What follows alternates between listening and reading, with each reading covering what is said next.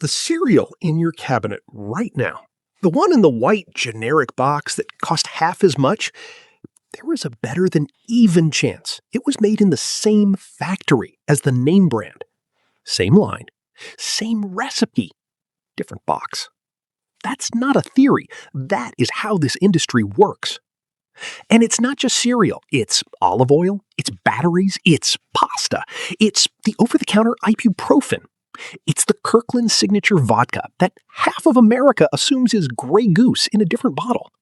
The private label industry is worth $200 million in the United States alone, and it operates almost entirely out of public sight.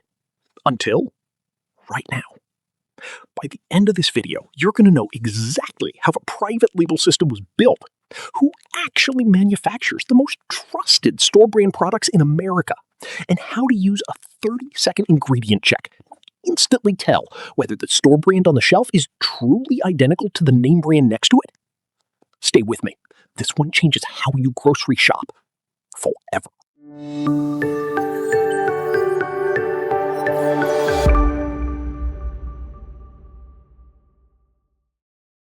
Let's define the term first, because it's important. Private label, also called store brand, house brand, or own brand, is any product manufactured by one company and sold under a retailer's brand name rather than the manufacturer's name. The retailer owns the brand. Someone else makes the product.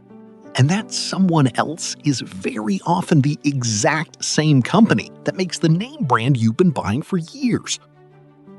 And here is the scale of this. In the United States in 2024, store brand products accounted for approximately $1 in every $5 spent on consumer packaged goods. $1 in $5. The Private Label Manufacturers Association tracks over 40,000 individual store brand products sold across American retail. 40,000 products in every category, from food and beverage to pharmaceuticals, clothing to electronics. This is not a niche market. This is the second largest consumer goods category in the country. To understand private label, we need to go back to 1859, New York City.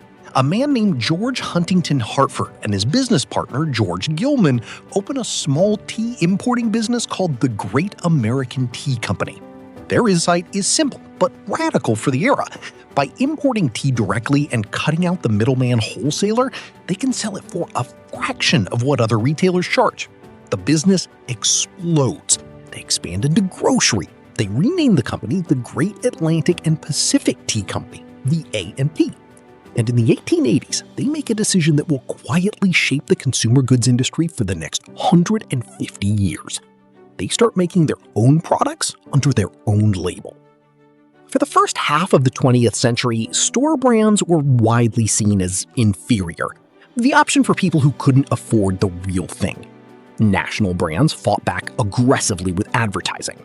Procter & Gamble, Kellogg's, General Mills, they poured money into radio and television campaigns specifically designed to build brand loyalty so strong that consumers would refuse substitutes at any price. And for several decades, it worked. The national brand became a signal of quality, trust, and aspiration. The store brand was what you bought when you were struggling. Then comes the 1970s. Two oil shocks, stagflation, grocery prices rising faster than wages, and suddenly the stigma around store brands begins to erode. French retailers had already pioneered a more sophisticated approach. Brands like Carrefour were introducing store brands that were designed to look premium, not cheap. By the late 1970s, American retailers follow. The framing shifts from "this is what you buy when you're poor" to "this is what smart shoppers buy when they understand value." And the consumer goods world has never fully recovered from that reframe.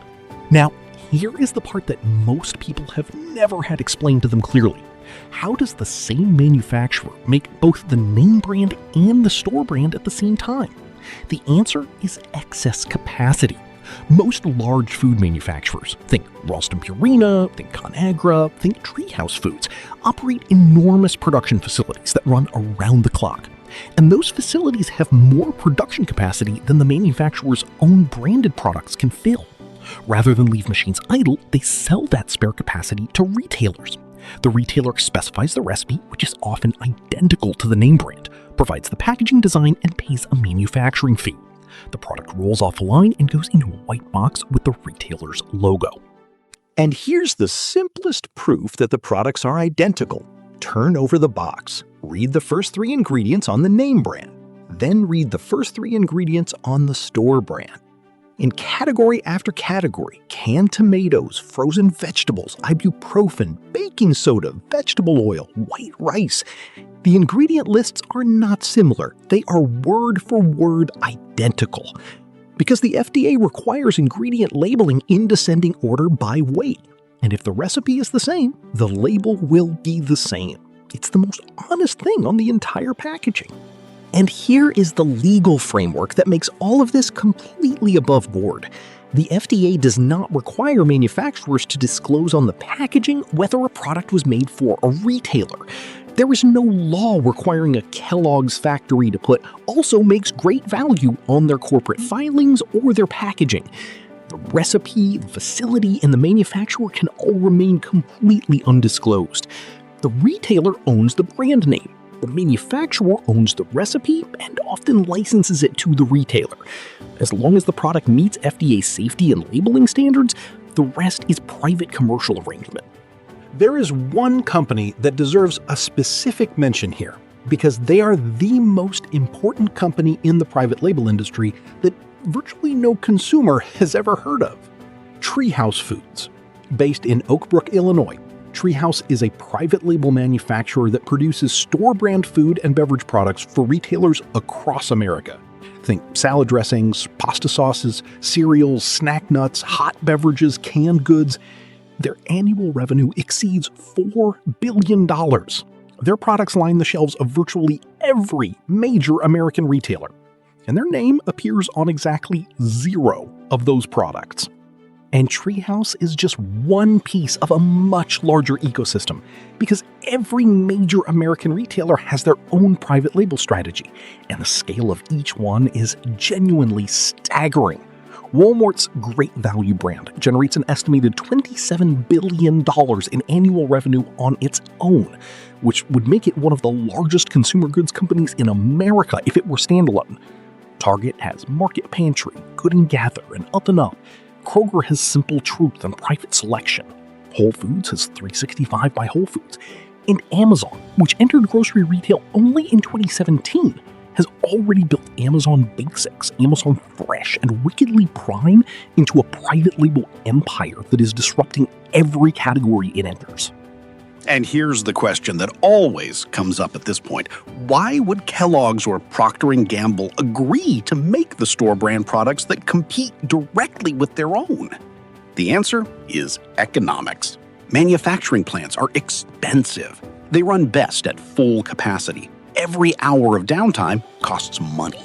If a retailer like Walmart approaches Kellogg's and says, "We want to pay you a manufacturing fee to fill our Great Value boxes on your spare capacity," that is found money. Pure margin on overhead that's already been paid. The only cost is the ingredients and the packaging, and Kellogg's charges enough to make it very worthwhile. Quick pause. I want to know, what's the store brand swap you already make without thinking about it? And what's the one name brand you absolutely refuse to give up, no matter how much cheaper the alternative is? Drop it in the comments right now, because I have a strong hypothesis about which name brand is going to win this, and I want to see if I'm right. Back in 15 seconds. Let's talk about Kirkland Signature, because Kirkland is, without question, the most successful private label brand in American history. And the story of how it got there is a masterclass in retail brand strategy. Costco launched Kirkland Signature in 1995, named after the city in Washington state where Costco was headquartered at the time. The founding principle was simple and radical. Every Kirkland product must be equal to or better than the national brand equivalent and must be sold at a lower price. Not cheaper product at a lower price, same or better product, lower price. And they enforced it with genuine rigor. And here is the question everyone actually wants answered. Who makes Kirkland products? Because Costco doesn't manufacture anything. They source every Kirkland product from an outside manufacturer. And the manufacturers they've chosen for many of the most famous Kirkland products are the exact premium brands they sit beside on the shelf. Kirkland Signature batteries are made by Duracell. Duracell confirmed this publicly. Kirkland Signature diapers are manufactured by Huggies parent company, Kimberly-Clark. Kirkland Signature coffee is supplied through a relationship with Starbucks.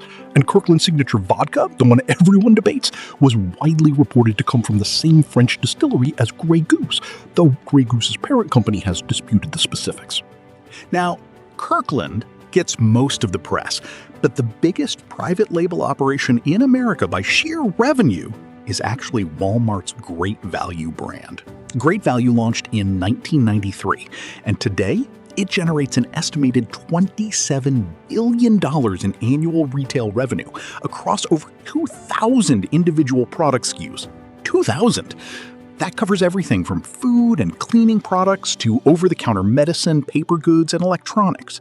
If Great Value were spun off as an independent company, it would be one of the largest consumer goods brands in the United States. Most people think of it as just the cheap, generic IO option. It is, in fact, a $27 billion brand. And then there's Amazon, because Amazon represents something genuinely new in private label history. A retailer that uses its own sales data to identify the exact products where private label can win, and then launches a competing product into those specific slots. Amazon Basics launched in 2009, starting with USB cables and batteries, but the strategy has expanded into hundreds of categories: luggage, office furniture, kitchen appliances, clothing, pet supplies. And the reason it's so powerful and so alarming to national brands is that Amazon can see exactly which products are selling well on their platform before they decide to launch a competing version. They're not guessing, they're using the data. But here is the private label category where the equivalency is not an industry allegation, it is the law. Over-the-counter pharmaceuticals, generic drugs. When a patent on a name brand medication expires, the FDA requires any manufacturer producing a generic version to prove bioequivalence, meaning the generic must deliver the same active ingredient at the same dose at the same rate of absorption as the original. This is not similar. This is federally mandated chemical identity. The CVS store brand ibuprofen and the Advil ibuprofen contain, by legal requirement, the exact same active compound in the exact same amount. You are paying for the brand name. That is the only difference.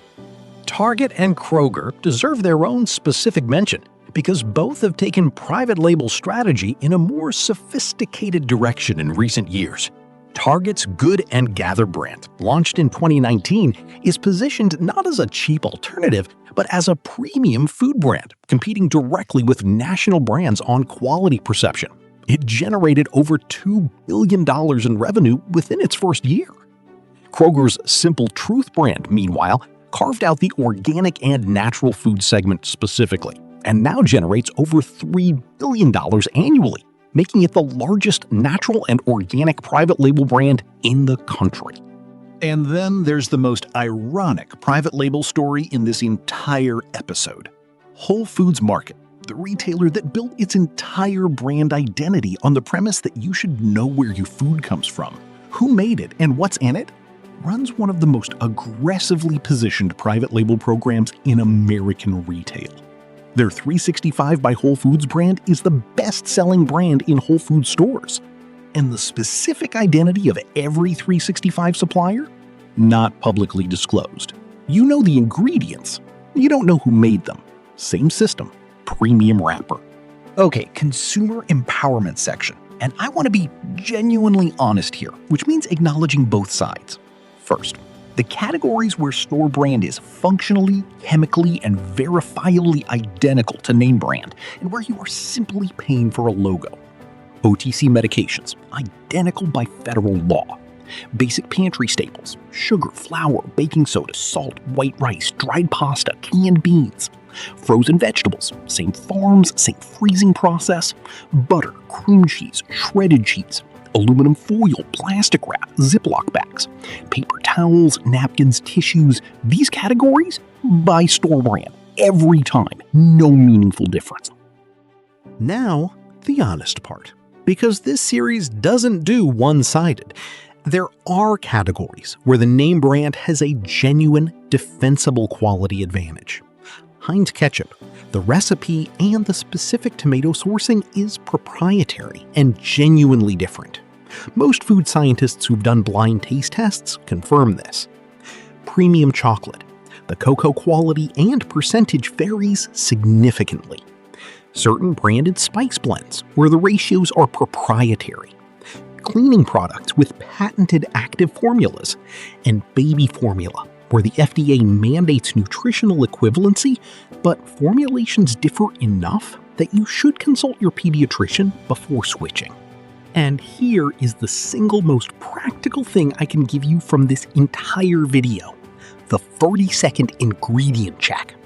Pick up the name brand, read the first 3 ingredients. Pick up the store brand, read the first 3 ingredients. If the first 3 are identical in the same order, buy the store brand. Identical order matters because the FDA requires descending order by weight. Same order, same ingredients, same recipe. If they differ, the name brand has a genuine formulation difference and may be worth the premium. 30 seconds. That's it. Let's talk about the money. The average price premium of a name brand over an equivalent store brand is approximately 20 to 25% across general grocery categories. In some categories, OTC medication, paper products, cleaning supplies, the premium reaches 40 to 50%. What are you paying for? Roughly broken down, 30 to 40% of that premium goes to advertising and marketing, the Super Bowl ads, the celebrity endorsements, the packaging design. Another 20 to 30% goes to the distributor margin. The rest is brand equity, which is a polite way of saying the memory of having seen the logo since childhood. And here's the broader tension this industry creates that doesn't get discussed enough. When Walmart generates $27 billion from great value, a brand they own outright with no manufacturing overhead, they have a structural incentive to give great value products premium shelf placement over name brands, eye level, end caps, the best real estate in the store. And the name brands that compete for that shelf space, they pay Walmart slotting fees to be there. The retailer wins on both sides. The consumer sees a choice. The game is already decided. So here's the framework. 5 rules. 1. OTC medicine. Basic pantry staples, dairy basics, frozen vegetables, paper goods, always buy store brand. The chemistry is federally identical or practically so. 2. Condiments with proprietary recipes. Premium chocolate. Baby formula. Verify first. Use the ingredient check. 3. Kirkland signature specifically. Almost always worth it over the name brand equivalent. Their quality mandate is real and rigorously enforced. 4. Amazon Basics for cables, batteries, and basic household items. Generally reliable. 5. Anything in a category where brand matters to you emotionally, buy what you want. Consumer sovereignty is a real thing. And here's what I want you to notice, because 5 episodes in, the pattern is not just clear, it's almost formulaic. Paint, glasses, mattresses, beer, store brands. 5 industries, 5 completely different origins, going back to the 1850s, the 1860s, the 1880s, the 1920s, the 1930s, and every single time, the same sequence. Innovation by a passionate founder. Consumer trust built over decades. Consolidation, brand names preserved, pricing made harder to compare. The consumer surrounded by the appearance of choice. Every time, same story, different label. Final summary, fast. 1. Private label products are often made in the same factory as the name brand by the same manufacturer. 2. The private label industry is worth over $200 billion in U.S. retail annually. 3. Kirkland Signature is the most successful private label brand in history, and Duracell, Kimberly-Clark, and Starbucks are among its confirmed suppliers. 4. Great Value generates $27 billion annually. It's not the cheap generic, it's one of America's largest consumer brands. 5. OTC medicine is legally identical to generic by FDA mandate. 6. Use the 30-second ingredient check. Same first 3 ingredients in the same order means same recipe by store brand. 7. Amazon Basics is using platform sales data to deliberately target the categories where private label can win, which is a new and specifically disruptive version of this story. And 8. The most important thing, you now have the framework. You don't have to guess anymore. Every grocery trip from here forward, you know exactly what you're looking at and exactly what you're paying for. Episode 6. And if you've been watching this series from the beginning, you already know this next one is going to hurt a little because we're going into the pharmaceutical industry, specifically the prescription drug pricing system. We're going to explain why the same medication that costs $8 in Canada costs $300 at an American pharmacy. We're going to trace the full chain from the patent office to the pharmacy benefit manager to your insurance copay. And we're going to name every player in that chain by name. Stay subscribed. If this video gave you something, a framework for your grocery shopping, something you're going to use the next time you're in the aisle comparing 2 boxes, or just the satisfaction of understanding a system that most people never think to question, hit subscribe, hit the bell, and share this with one person who complains about grocery prices. Because the next time they reach for the name brand out of habit, they might actually pause. That pause is worth something. See you next week. One specific ask before you go. Think of one person in your life who shops on autopilot, grabs the name brand every time without thinking about it, complains about grocery bills, and has genuinely never questioned whether the cheaper box next to it is the same thing. Text them this video right now while you're still watching. Don't overthink it. Just send it. Because the 3 minutes it takes them to watch the hook alone will change how they shop. That's the whole point of this series.